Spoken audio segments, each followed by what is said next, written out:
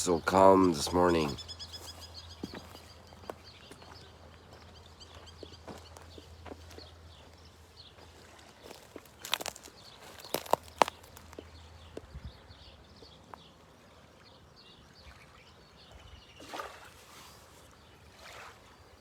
Really calm.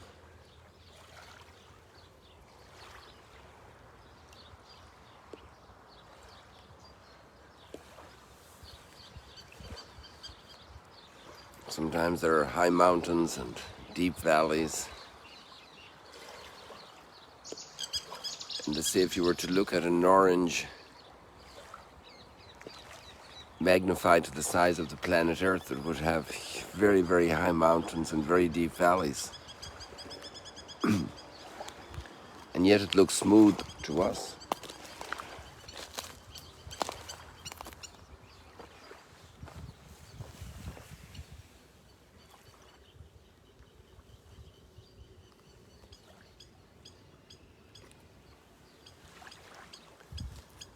And if we look at the course of history, we see moments of great revolution.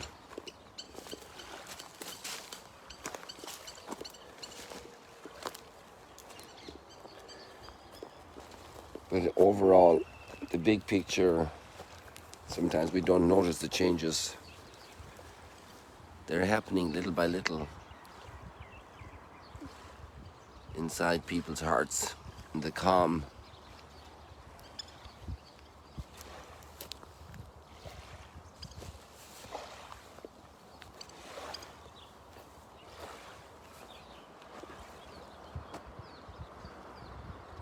Psalm 110 that we have today is a very good example of a huge change of attitude, the way it was read and the way we read it today. Hey, look at this flower here, a beautiful flower. I wonder which one that is.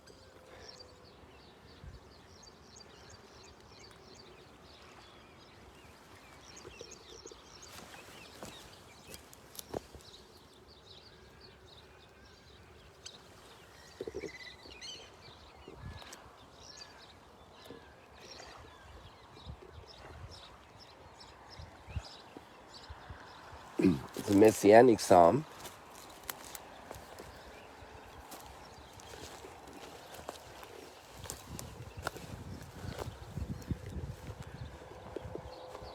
Let's look at it.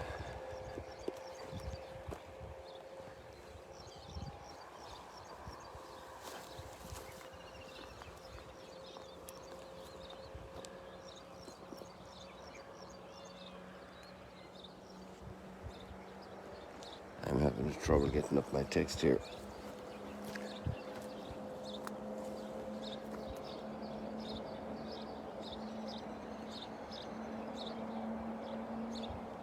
It's not clicking in for me here with the Wi-Fi. Come on.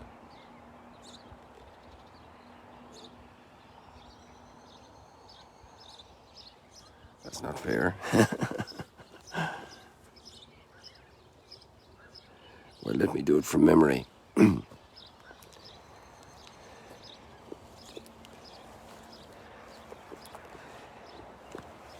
It's a messianic psalm, and it's declaring it like God speaking to the Messiah. You are my son. This day I have begotten you. Sit at my right hand, and I will put your enemies at your feet. And then it talks about smashing them, smashing the enemies. And that's the language of war. And we see it in the news reports, unfortunately, still today. But the huge transformation is that that's not the way. That Christ's reign is accomplished. On the contrary, violence is completely against.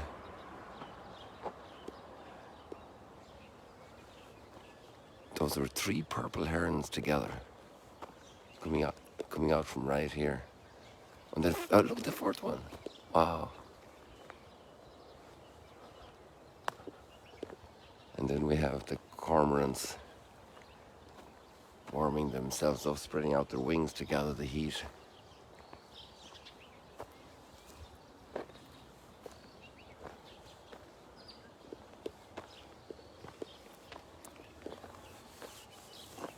The victory over the enemies for God is a transformation of our hearts.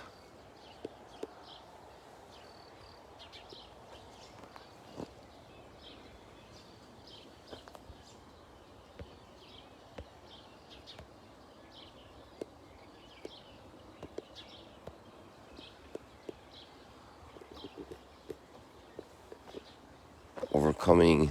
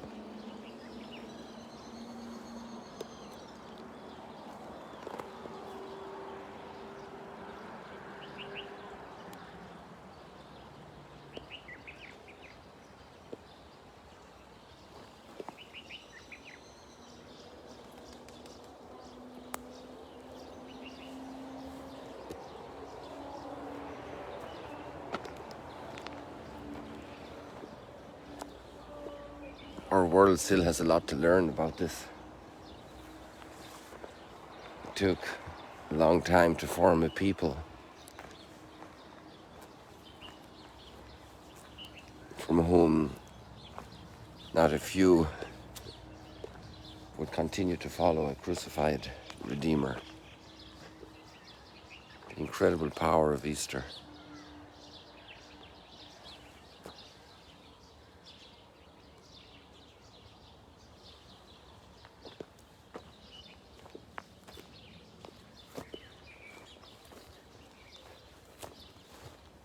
The importance of the Easter message for transforming our world.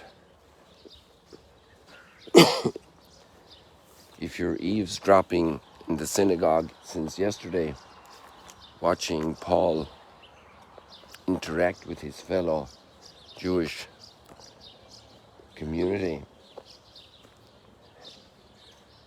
and being astonished how he presents the case, in a certain sense, maybe I shouldn't dramatize that too much, because really the whole Testament, the whole New Testament, is that eavesdropping. It's a record of that encounter with a crucified Messiah, and a huge triumph.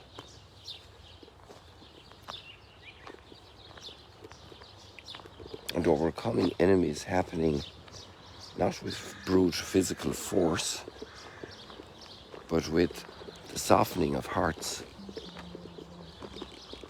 Hey, look at all these. Yesterday we didn't have a fraction of these tents here. Looks like everybody is out camping. Of course, the weekend. Thursday, Friday, Saturday, summertime.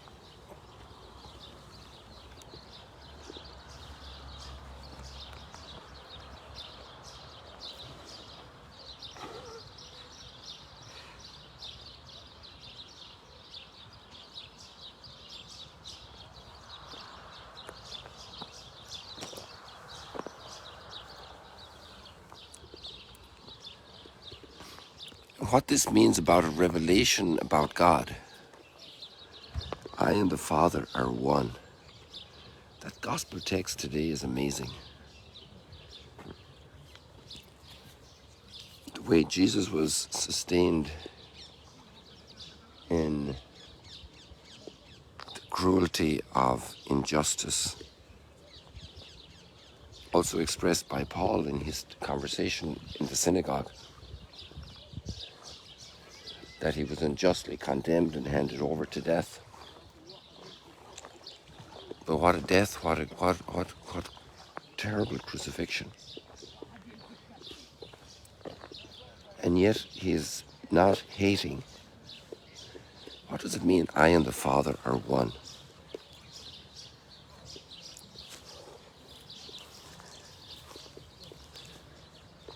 I and the Father are one. What a unity, what a oneness.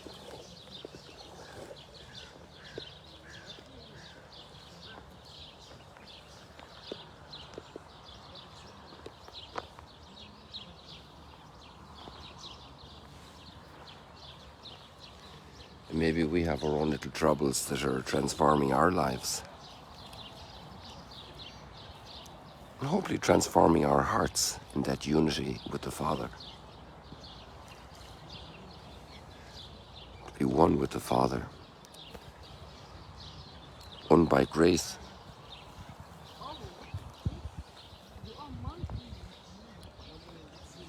The transformation of life, of individuals.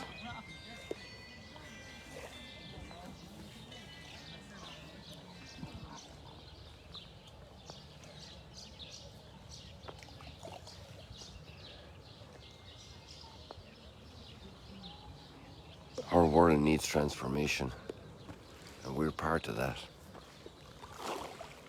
And Paul was part of that with his friends, with his acquaintances, with his fellow people.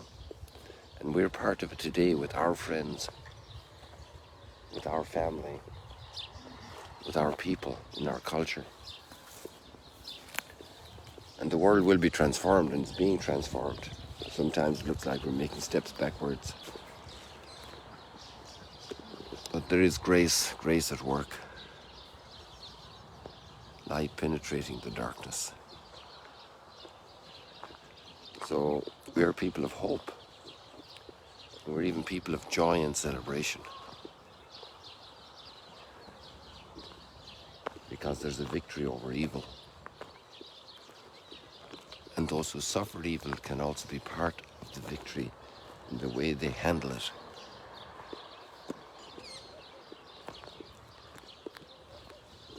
I think we leave it like that for today, people.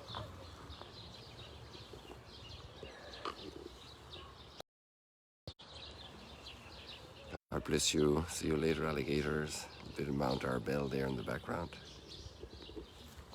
There we got more of it. God bless you.